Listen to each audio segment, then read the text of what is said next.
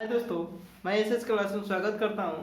आज आप लोग के सामने मिसलेनियस टेस्ट नंबर 7 लेकर आए। अगर दोस्तों आप लोग को टेस्ट अच्छा लग रहा है तो प्लीज़ वीडियो को लाइक और कमेंट जरूर करें। आप लोग को टेस्ट कैसा लग रहा है और वीडियो को शुरू से अंत तक देखें। अगर दोस्तों इस चैनल पर नए आप लोग हैं तो मेरे चैनल को सब्सक्राइब और साथ में बेल आइकन बटन दबाएं ताकि आपके पास कोई भी वीडियो अपलोड हो तो नोटिफिकेशन सबसे पहले पहुंचे। तो दोस्तों आते हैं अपने टॉपिक पर। जो टेस्ट नंबर 7 है इसको देखेंगे। रेलवे, एनटीपीसी, बीपीएससी, बिहार दरोगा, ग्रुप डी सभी एग्जाम के लिए महत्वपूर्ण टेस्ट सीरीज बनाकर चल रहे हैं। तो दोस्तों देखते हैं इसका करें। सतलज नदी पहला क्वेश्चन है। लगभग इसमें 50 क्वेश्चन का टेस्ट सीरीज चल रहा है। किसी में 42 हो रहा है, किसी में 45, किसी में 50, किसी में 51। तो सतलज नदी का स्रोत कहाँ है, यानी सतलज नदी कहाँ से निकलती है। तो देश पूछेगा तो तिब्बत। कहाँ से? तिब्बत से। तिब्बत में मानसरोवर झील है। मानसरोवर झील के पास में राकस ताल है। राकस ताल से सतलज नदी निकलती है। सतलज नदी कहाँ से निकलती है? तो तिब्बत के पास में, तिब्बत में मानसरोवर झील है और मानसरोवर झील के बगल में एक राकस ताल है। राकस ताल से ही आपको सतलज नदी का उद्गम मतलब निकलती है, उद्गम होता है। स्टैच्यू ऑफ लिबर्टी कहाँ स्थापित किया गया है? स्टैच्यू ऑफ लिबर्टी कहाँ पर? तो न्यूयॉर्क, न्यूयॉर्क में स्थापित किया गया है। कहाँ पर? न्यूयॉर्क में स्थापित किया गया। स्टैच्यू ऑफ लिबर्टी कहाँ पर है? तो न्यूयॉर्क में। कहाँ पर? न्यूयॉर्क। न्यूयॉर्क कहाँ पर है? तो आपको अमेरिका में है, यूएसए में है। सिंधु घाटी लिपि की सूचना किस स्रोत से ज्ञात होती है कि सिंधु घाटी में लिपि था? किस स्रोत से ज्ञात होता है? तो मोहर से। किससे? मोहर के पहचान से वहां पे लिपि थी। और सिंधु घाटी सभ्यता की लिपि क्या थी? भाव चित्रात्मक था। क्या चीज? भाव चित्रात्मक। सिंधु सभ्यता को कांस्य युगीन सभ्यता कहा जाता है या प्राग ऐतिहासिक सभ्यता भी कहा जाता है। सिंधु घाटी लिपि की सूचना किस स्रोत से ज्ञात होती है? तो मोहर से। सिंधु घाटी कैसी सभ्यता थी? तो नगरीय सभ्यता थी, कांस्य युगीन सभ्यता थी, या आपको क्या बोलता है, कांस्य युगीन सभ्यता थी या प्राग ऐतिहासिक सभ्यता थी। अब सिंधु घाटी सभ्यता का काल क्या था? तो 2500 से लेकर 1750 या कहीं तो आपको बुक में देखने को मिला 2450 से लेकर 1750। तो दोस्तों ये सब सारा चीज रहा सिंधु घाटी सभ्यता से। अक्रिय गैस की संयुक्तता कितनी होती है? अक्रिय गैस की संयुक्तता यानी वैलेंसी कितना होती है? तो जीरो होती है। अक्रिय गैस की संयुक्तता आपसे पूछेगा। अक्रिय या निष्क्रिय गैस का पूछेगा संयुक्तता क्या होती है? जीरो। अक्रिय गैस जैसे helium, neon, argon, krypton, xenon और रेडॉन, ये सब का आपका वैलेंसी पूछेगा तो जीरो होता है। अक्रिय गैसों की संख्या कितनी होती है पूछ देता कभी एग्जाम में? तो helium, neon, argon, krypton, xenon, radon, यानी आपको 6 होती है। कितनी होती है? 6। अब बात करते हैं गुट निरपेक्ष आंदोलन का प्रथम सम्मेलन। गुट निरपेक्ष आंदोलन का प्रथम सम्मेलन जो 1961 ईस्वी में, कहाँ पर? गुट निरपेक्ष आंदोलन सम्मेलन कब हुआ था? 1961 ईस्वी में। गुट निरपेक्ष आंदोलन कब स्थापित किया गया था? 1961 ईस्वी में। कहाँ पर? बेलग्रेड में संपन्न हुआ था, जिसकी अध्यक्षता मार्शल टीटो ने की थी। गुट निरपेक्ष आंदोलन का अध्यक्षता पहले किसने किया था? तो मार्शल टीटो ने की थी।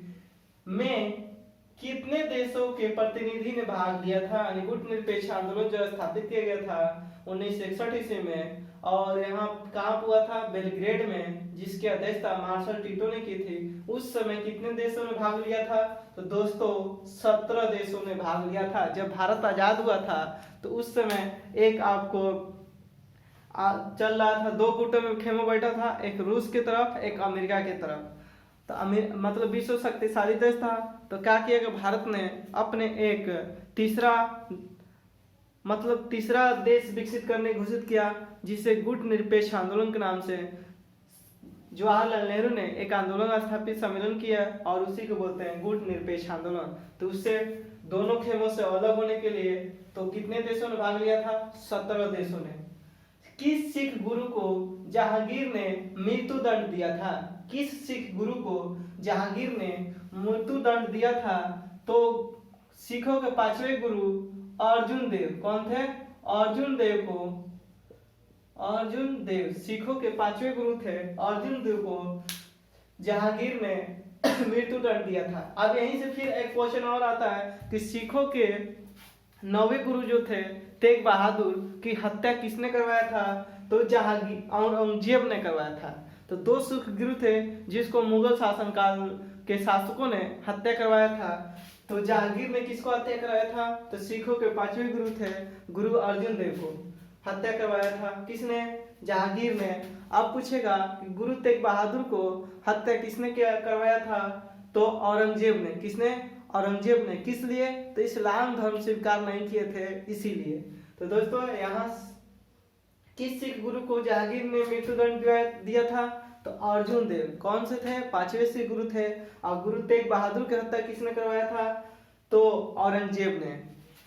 अर्जुन देव की हत्या जहांगीर ने और गुरु तेग बहादुर की हत्या सिखों के गुरु थे उनको औरंगजेब ने करवाया था। कौटिल्य का संबंध किस विश्वविद्यालय से था? कौटिल्य का संबंध किस विश्वविद्यालय से था? तो तक्षशिला विश्वविद्यालय से था। किससे? तक्षशिला विश्वविद्यालय से था। उस समय बहुत प्रसिद्ध विद्यालय था। तो कौटिल्य का संबंध किस विद्यालय से था? तक्षशिला विद्यालय से था।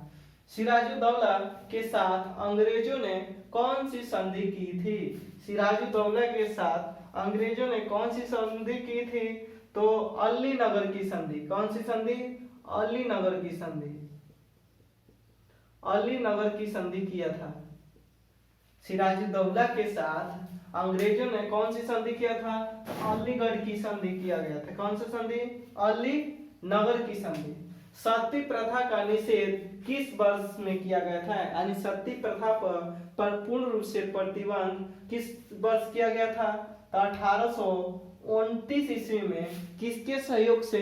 तो राजा राम मोहन राय के सहयोग से। और उस समय गवर्नर जनरल था लॉर्ड विलियम बेंटिक। कौन था? विलियम बेंटिक था। उसी ने सती प्रथा पर प्रतिबंध लगाया था। किसके सहयोग से? राजा राम मोहन राय से। एक अंतिम गवर्नर जनरल था। अंतिम गवर्नर जनरल कौन था? William Bentinck. यही पूछेगा भारत का प्रथम गवर्नर जनरल कौन था? William Bentinck. अंतिम गवर्नर जनरल विलियम बेंटिक। प्रथम गवर्नर जनरल तो वारेन हेस्टिंग्स। अंतिम governor general William Bentinck. Bharat का, अब भारत जोड़ दिया गवर्नर जनरल से पहले, प्रथम तो विलियम बेंटिक। अंतिम भारत का गवर्नर जनरल तो कैनिंग। भारत का प्रथम वायसराय तो लॉर्ड कैनिंग। तो ये सब चीज थोड़ा थोड़ा याद करते चलिएगा और हम रिकॉल कराते चलेंगे। 24 सितंबर 1932 को पूना पैक्ट, 24 सितंबर 1932 को पूना पैक्ट गांधी और किसके मध्य हुआ था? तो सबसे पहले पूना पैक्ट कहाँ पर हुआ था? मुंबई में, पूना जगह है वहीं पर, इसीलिए इसको पूना पैक्ट के नाम से जानते हैं। कब हुआ था? तो 1932 ईस्वी में। डेट पूछेगा तो 24 सितंबर 1932 को पूना पैक्ट हुआ था। गांधी और किसके बीच में? अंबेडकर के बीच में। अंबेडकर के बीच में, भीमराव अंबेडकर के बीच में। गांधी और भीमराव अंबेडकर के बीच में जो समझौता हुआ था उसी समझौता को हम पूना पैक्ट के नाम से जानते हैं। और कब हुआ था? 24 सितंबर 1932 ईस्वी को हुआ था। और एक पूछते हैं गांधी इरविन समझौता कब हुआ था? तो 1931 ईस्वी में हुआ था। गांधी इरविन समझौता 1931 ईस्वी में, पूना पैक्ट समझौता 1932 ईस्वी में। 1917 के कलकत्ता अधिवेशन में कांग्रेस के अध्यक्ष कौन थे? 1917 के कलकत्ता अधिवेशन में कांग्रेस के अध्यक्ष कौन थे? तो एनी बेसेंट थी। एनी बेसेंट, जो कि प्रथम महिला भारतीय राष्ट्रीय कांग्रेस का अध्यक्ष बनने वाली है। एनी बेसेंट कब? 1917 ईस्वी में। और एनी बेसेंट कहाँ के थे? तो ये थी आयरलैंड की थी और इनको 1979 में शांति के लिए, सॉरी एनी बेसेंट थी, ठीक है, एनी बेसेंट। अब दोस्तों अब यही पूछ देगा कि भारतीय राष्ट्रीय कांग्रेस का प्रथम भारतीय महिला कौन थी अध्यक्ष? तो सरोजिनी नायडू। कब बनी थी? 1925 ईस्वी में। द्वितीय भारतीय महिला भारतीय राष्ट्रीय कांग्रेस का अध्यक्ष कौन थी? सुचित्रा कृपलानी 1933 ईस्वी में बनी थी। तो भारतीय राष्ट्रीय कांग्रेस में कुल कितनी महिलाएं अध्यक्ष बनी थी? 3। 1917 में, 1925 में और 1933 में, 8-8 वर्ष के अंतराल पर। Poverty and un British rule in India के लेखक कौन है? Poverty and un British rule India के लेखक कौन है? तो दादा भाई नौरोजी प्रथम पारसी थे जिसने कांग्रेस का अध्यक्ष बने थे। तो poverty and un British rule India के लेखक कौन है? दादा भाई नौरोजी। इसी बुक में इन्होंने धन निष्कासन का सिद्धांत दिया है, धन निष्कासन के सिद्धांत। और सबसे पहले धन निष्कासन के सिद्धांत किसने? दादा भाई नौरोजी ने 1868 ईस्वी में। उस समय भारत का प्रति व्यक्ति आय 20 रुपया बताया था। और प्रथम व्यक्ति है जिसने ब्रिटेन का सांसद, ब्रिटेन में जाकर सांसद बने थे, किसने? दादा भाई नौरोजी। वंदे मातरम के प्रथम संपादक कौन थे? वंदे मातरम के प्रथम संपादक कौन थे? वंदे मातरम के तो बंकिम चंद्र चटर्जी। वंदे मातरम के प्रथम संपादक बंकिम चंद्र चटर्जी। कौन थे? बंकिम चंद्र चटर्जी। वंदे मातरम के प्रथम संपादक बंकिम चंद्र चटर्जी। भारत सरकार ने राष्ट्रगान को कब अंगीकृत किया? भारत सरकार ने राष्ट्रगान को कब अंगीकृत किया? तो 24 जनवरी 1950 ईस्वी को भारत सरकार ने राष्ट्रगान को कब अंगीकृत किया? 24 जनवरी 1950। राष्ट्रगीत 24 जनवरी 1950। हिंदुस्तान सोशलिस्ट रिपब्लिकन आर्मी का गठन किसने किया था? हिंदुस्तान सोशलिस्ट रिपब्लिकन आर्मी का गठन किसने किया था? तो हिंदुस्तान सोशलिस्ट रिपब्लिकन आर्मी का गठन किसने किया था? तो भगत सिंह ने किया था। किसने? भगत सिंह ने। हिंदुस्तान सोशलिस्ट रिपब्लिक आर्मी का गठन किसने किया था? तो भगत सिंह ने, सरदार भगत सिंह। कौन थे? सरदार भगत सिंह। उच्चतम न्यायालय में भारत की प्रथम महिला न्यायाधीश कौन थी? कौन थी? उच्चतम न्यायालय में भारत की प्रथम महिला न्यायाधीश कौन थी? एम फतिमा बीबी। कौन थी? एम फतिमा बीबी। कौन थी? एम फतिमा बीबी थी। भारतीय संविधान में मूल कर्तव्य के प्रावधान की संतुष्टि किस आयोग ने की थी? भारतीय संविधान में मूल कर्तव्य की संतुष्टि किस आयोग ने की थी? सरदार स्वर्ण सिंह समिति ने। किसने? सरदार स्वर्ण सिंह समिति। सरदार स्वर्ण सिंह समिति ने किया था। किसने? इसी की सिफारिश पर भारतीय संविधान में मूल कर्तव्य के प्रावधान की संतुष्टि किस आयोग ने की थी? सरदार स्वर्ण सिंह समिति के सिफारिश पर भारतीय संविधान में मूल कर्तव्य को लाया गया था। कब? 1976 ईस्वी में 42वां संविधान संशोधन द्वारा 1976 में भारतीय संविधान में मूल कर्तव्य को लाया गया था सरदार स्वर्ण सिंह समिति के सिफारिश पर। आपात उपबंध की घोषणा किस अनुच्छेद में निहित है? तो अनुच्छेद 352 से लेकर 360 तक आपात उपबंध के बारे में भारतीय संविधान में व्यवस्था किया गया है। 300 राष्ट्रीय आपात 352 अनुच्छेद में, राष्ट्रपति शासन 356 अनुच्छेद के तहत और वित्तीय आपात 360 अनुच्छेद के तहत, यानी 352 से लेकर 360 तक आपात उपबंध के बारे में भारतीय संविधान में कहा गया है। राज्य के नीति निर्देशक तत्व का प्रावधान संविधान के किस अनुच्छेद में किया गया है? राज्य के नीति निदेशक तत्व का प्रावधान संविधान के किस अनुच्छेद में किया गया है? किस अनुच्छेद में? तो अनुच्छेद 36 से 51 तक। किस तक?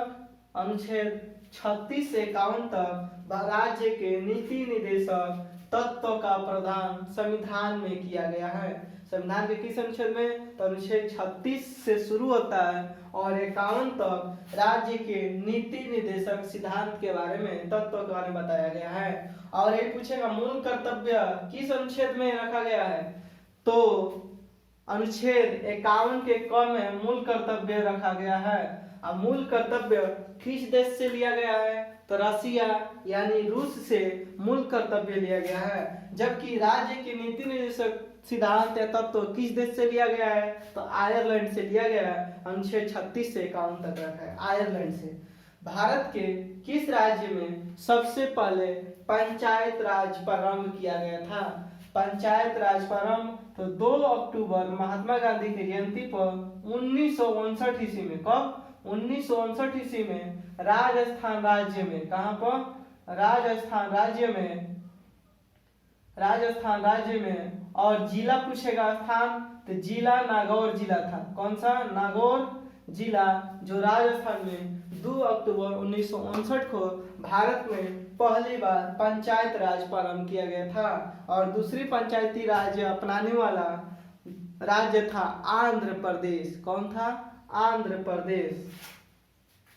संविधान की 8वीं अनुसूची में सम्मिलित भाषाओं में से हिंदी के बाद कौन सी भाषा सर्वाधिक बोली जाती है?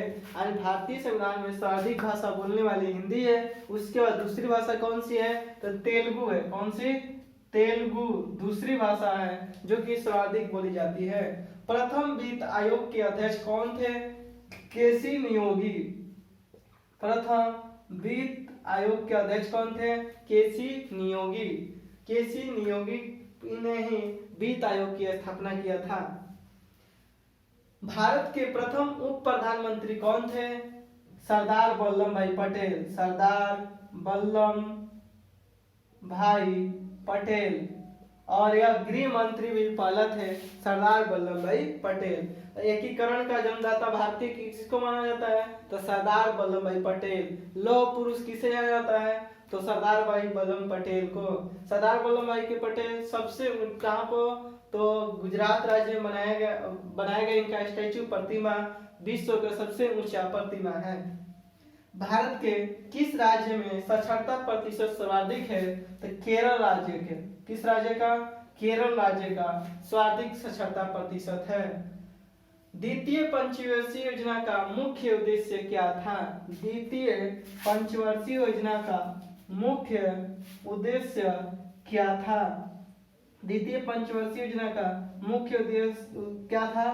तो बताया थे द्वितीय पंचवर्षीय योजना में एक भिलाई इस्पात संयंत्र और दुर्गापुर इस्पात संयंत्र की स्थापना किया गया था द्वितीय पंचवर्षीय योजना में। तो किसे? औद्योगिक से संबंधित था। औद्योगिकरण को बढ़ावा दिया गया था द्वितीय पंचवर्षीय योजना। प्रथम पंचवर्षीय योजना में कृषि को बढ़ावा दिया गया था। तृतीय पंचवर्षीय योजना में औद्योगिक और कृषि दोनों को बढ़ावा दिया गया था।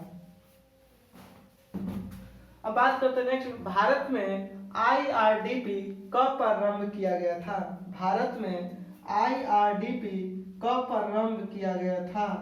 तो वर्ष 1980 ईस्वी में। कब प्रारंभ किया गया था? 1980 ईस्वी में भारत में IRDP प्रारंभ किया गया था, शुरुआत किया गया था।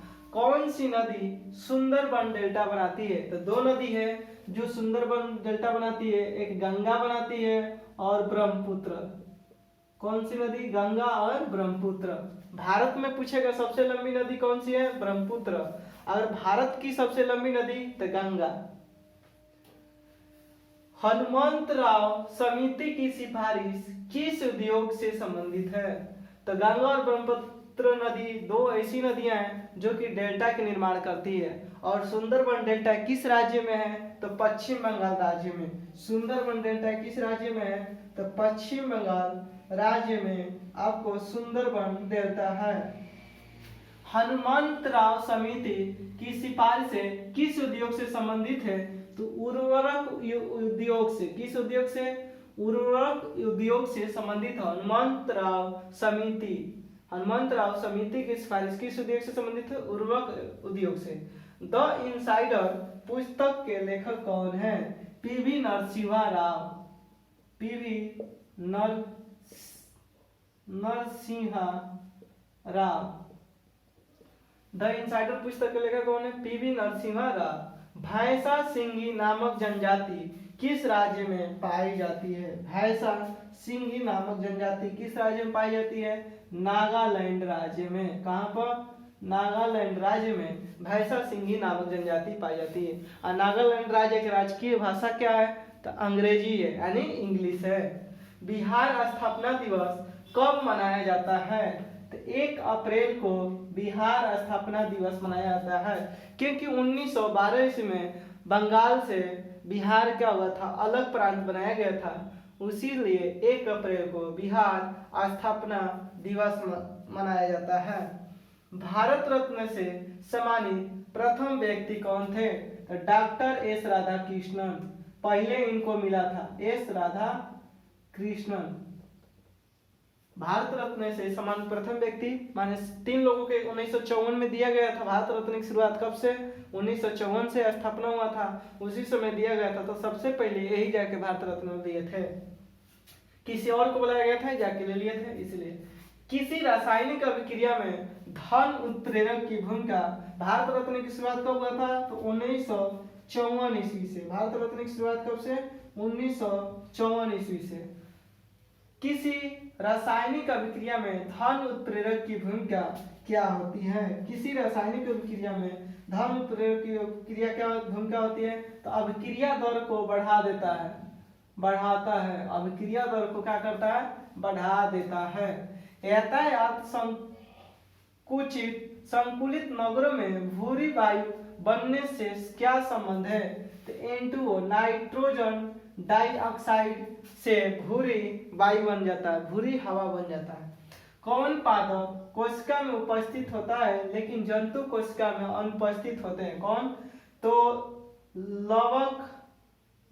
लवक होता है, और उसके बाद आपको लवक और कोशिका भित्ति दोनों मतलब उसमें नहीं पाया जाता है। लवक और कोशिका, पादप कोशिका में उपस्थित होता है, लवक होता है और कोशिका भित्ति होता है, जबकि जंतु कोशिका में अनुपस्थित होता है। मतलब पादप कोशिका में लवक और कोशिका भित्ति नहीं पाया जाता है, लेकिन जंतु कोशिका में नहीं होता। बेरियम मिल का उपयोग किया जाता है किस लिए? बेरियम मिल का उपयोग किस लिए किया जाता है? आहार नली में एक्सरे के लिए। आहार नली में एक्सरे के लिए। किसके लिए? बेरियम मिल का उपयोग किया जाता है किस लिए?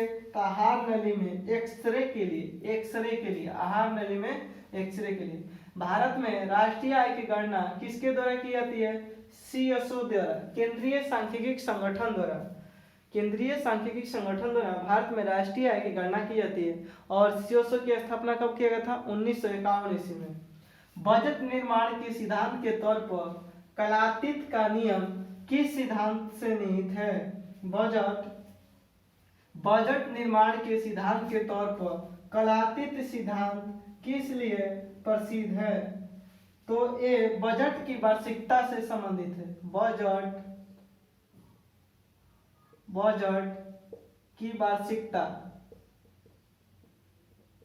आपसे पूछेगा। बजट निर्माण के सिद्धांत के तौर पर कलातीत का नियम किस सिद्धांत से में निहित है?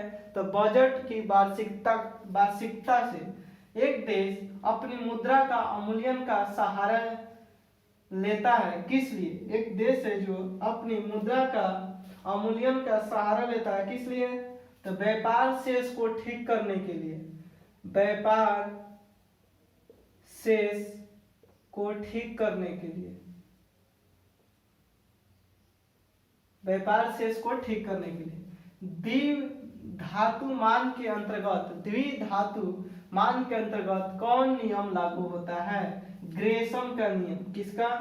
ग्रेशम का नियम लागू होता है। द्विधातुमान के अंतर्गत कौन सा नियम लागू होता है? किसके? तो ग्रेशम का नियम लागू होता है।